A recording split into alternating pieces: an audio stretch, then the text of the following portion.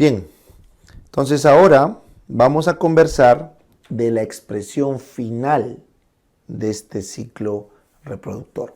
O sea, todo lo que nosotros hemos conversado hasta ahora está ocurriendo en la parte interna en la mujer, en la parte hormonal, que no la podemos ver de forma tangible. En cambio, el ciclo uterino, ese sí lo podemos ver a través de la menstruación, ¿correcto? Entonces, lo importante, lo interesante del ciclo uterino es a través de la menstruación podemos ver lo que está ocurriendo. Y como el ciclo uterino responde a las hormonas, entonces quiere decir que como está la menstruación, yo voy a ver las hormonas. ¿Entendieron? Entonces, eso es lo bonito del ciclo uterino. Bien, entonces vamos a borrar esto y vamos a arrancar. Entonces, yo les había dicho que el estradiol se formaba a raíz del estímulo de la FSH, ¿correcto? Y este estradiol se formaba en la granulosa, producto de la aromatasa. Entonces habíamos quedado que a partir de este folículo secundario preantral en adelante hasta acá se formaba estradiol en la granulosa que se acumulaba en eso que vemos que es el antro, ¿no es cierto? Ahí está, perfecto.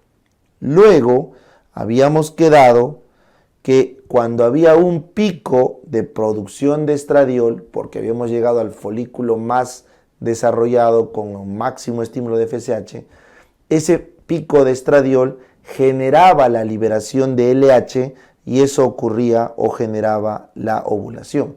Entonces, como ven, este pico de estradiol inevitablemente nos lleva a la ovulación 36 horas después, les dije, ¿verdad? Entonces, como claramente se rompe el folículo de Graf, todo este licor que está llenito de estrógeno se pierde, se echa a perder en el peritoneo. Entonces, el estradiol cae de forma brusca. ¿No es cierto? Y también dijimos que la LH, voy a usar un verde más oscuro, la LH había luteinizado a las células de la granulosa, ¿no es cierto? Y de la teca, para que empiecen a producir, ¿qué cosa? Progesterona. Por eso puedes ver acá que la progesterona empieza a aumentar su producción en mayor cantidad, ¿correcto? Ahí está, hasta llegar a un pico de producción al 7º día de la luteinización, ¿no es cierto? Al 7º día de la luteinización. Y habíamos quedado que entre la ovulación y la muerte del cuerpo lúteo había 14 días más o menos 36 horas, ¿no es cierto? Listo. Entonces, eso es la forma como las hormonas responden al ciclo ovárico que les dije. Ahora, si es que se muere acá, el cuerpo lúteo ya no lo tenemos, ya no hay cuerpo lúteo. Entonces, ¿qué es lo correcto? Lo correcto es que tanto la progesterona como el estrógeno caiga. Ahora, alguien se pregunta, ¿de dónde se produce este estrógeno? Ojo, este estrógeno también se produce del cuerpo lúteo, por si acaso. Algunas de estas células, les dije en la diapo anterior, producían estrógeno, estradiol, y la gran mayoría de ellas eran las que producían progesterona, ¿no es cierto? La gran mayoría de ellas producían progesterona. Entonces, de esa forma, se mantiene la producción a través de la granulosa y de la teca luteinizadas tanto de progesterona como de estradiol. E2, ¿correcto? Bien, entonces eso que están viendo ahí es la continuidad hormonal de lo que habíamos visto en el ciclo ovárico. Pero eso, ¿cómo se puede evidenciar a través de las células endometriales del útero? ¿Cómo? Entonces acá está, mírenlo. Eso que están viendo ahí es un ciclo uterino, ¿ya? El útero está conformado, como ves acá, o sea, la histología, tiene un perimetrio, un miometrio y un endometrio. Entonces, esto que están viendo acá es el endometrio, ¿correcto? Esto es el endometrio. ¿Listo? Ya, ese endometrio concretamente tiene la parte del epitelio, todo esto que estás viendo acá es el epitelio, y esto que voy a pintar acá abajo es el estroma, ¿correcto? Este es el estroma, es una esponjita, una base que le hace nutrición, ¿a quién? Al epitelio, al epitelio, al epitelio endometrial. Ahora, ¿cómo es el epitelio endometrial? Ustedes tienen que saber que el endometrio es una monocapa de células cilíndricas. Es una monocapa de células cilíndricas. ¿Está bien? Que obviamente se va haciendo tortuoso y al final se vuelve como una esponja. Entonces, para que tengas una idea, agarra un hilo. Imagínate que ese hilo es una monocapa de células cilíndricas y empieza a hilar 1 kilo de hilo y empieza a enrollarlo. Y al final se te va a hacer como una esponjita, como una, ¿no? Como una almohadita. Sigue siendo un solo hilo, sigue siendo una sola tira, pero es esponjosita. Entonces, eso que estás viendo ahí es el desarrollo tortuoso de estas células endometriales de monocapa. ¿Ya? Muy bien. Entonces, cuando esto se desarrolla, se llega a tener claramente 2 partes en este endometrio. Entonces voy a pintar o subrayar con color celeste esto que estoy pintando acá, de color celeste, hasta el fondo, viene a ser la capa basal. La capa basal, porque está formado por células pluripotenciales que se pueden multiplicar, o sea, son células madre, mejor dicho, que se pueden multiplicar para generar más células endometriales. Esta es la capa basal, ¿ya? Esa capa basal está irrigada por unas arteriolas conocidas como arteriolas rectas, ¿correcto? Conocidas como arteriolas rectas. Entonces, en la capa basal tenemos las arteriolas rectas. ¿Está bien? Ya. Ahora, esa capa basal, por estímulo estrogénico, acá es donde entra el estrógeno, este estradiol de acá, ese estradiol de ahí, acá lo vamos a poner, la estimula y genera hiperplasia e hipertrofia. Hiperplasia e hipertrofia. Entonces se empieza a formar, voy a pintar de verde, esto de acá, correcto, que vendría a ser la capa funcional. Funcional, porque se pinta de verde, perdón, porque se estimula por los estrógenos, estoy pintando de verde, y se prolifera, hiperplasia e hipertrofia. Capa funcional, ¿ya? Para los que quieren ser un poquito más académicos, la parte superficial de la capa funcional se llama capa compacta y la que está abajo esponjosa, ¿ya? Entonces, si quieres ser un poquito más así meticuloso, esta parte se llama la parte compacta,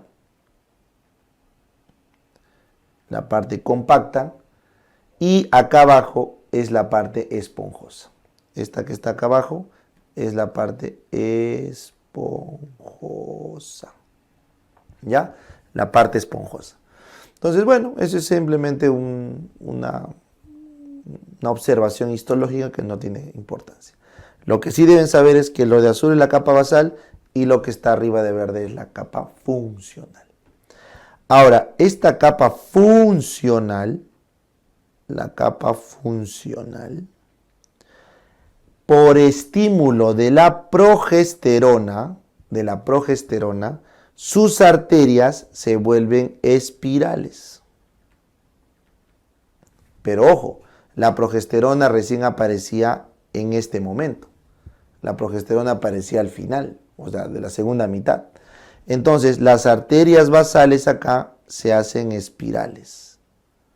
Las arteriolas rectas se hacen espirales así. ¿Correcto? mientras que en esta primera fase las arteriolas siguen siendo rectas. ¿Correcto? Entonces, la espiralización de las arteriolas básicamente depende de la progesterona. Muy bien. Ahora, si tú te das cuenta, ocurre algo en este momento donde deja de crecer el endometrio. Deja de crecer. ¿Y qué ocurrió acá? Se empezó a liberar progesterona. La progesterona detiene el crecimiento del endometrio. Primera cosa. Segunda función, la progesterona espiraliza las arterias, que ya te expliqué. Y tercera función, la progesterona empieza a estimular la secreción de las glándulas endometriales. El endometrio secreta glucógeno, principalmente, entre otras sustancias nutritivas para el blastocisto.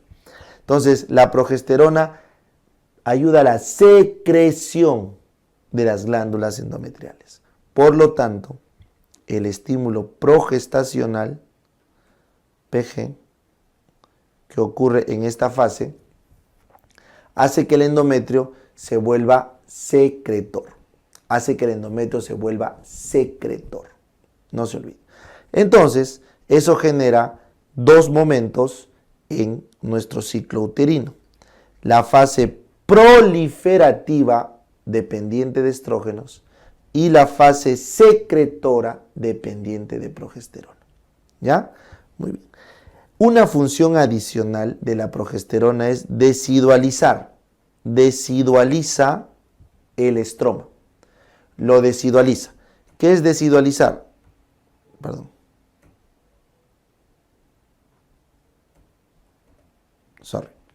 ¿Qué es desidualizar?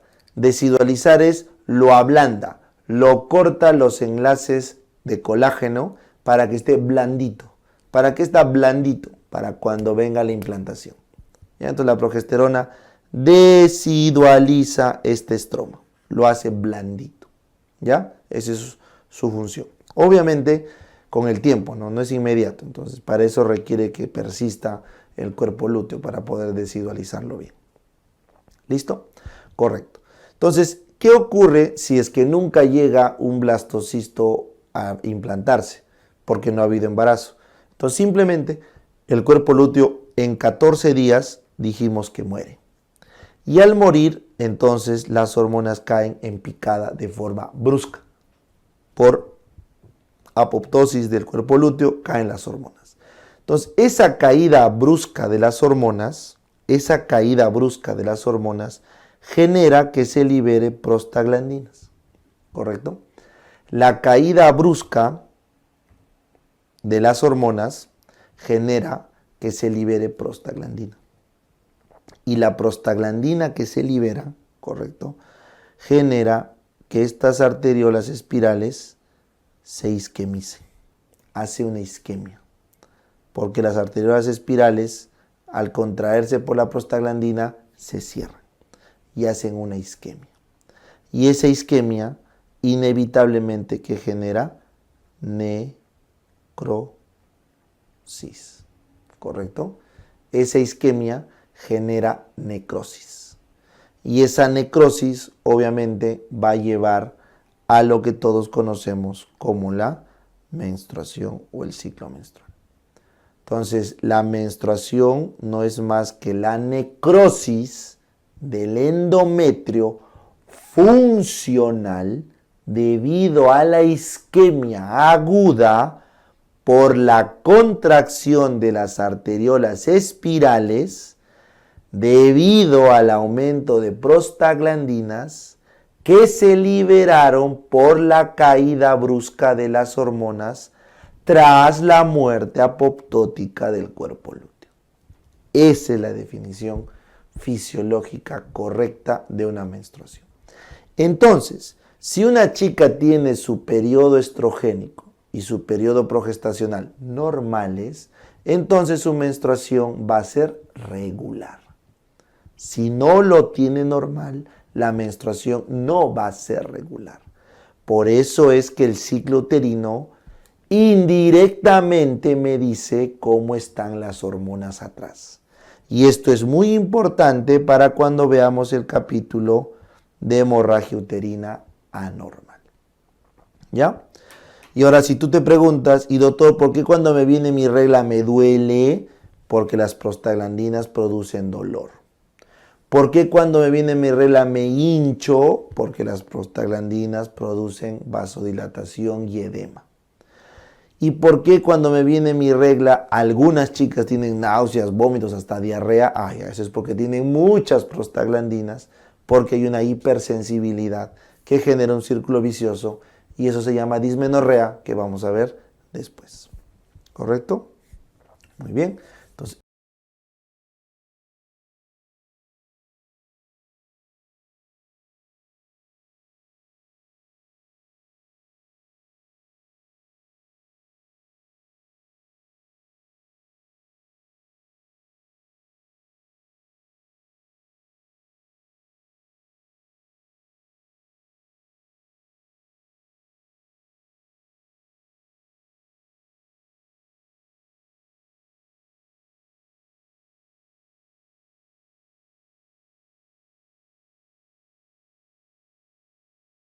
esto era lo que yo quería que tengan claro respecto al ciclo uterino.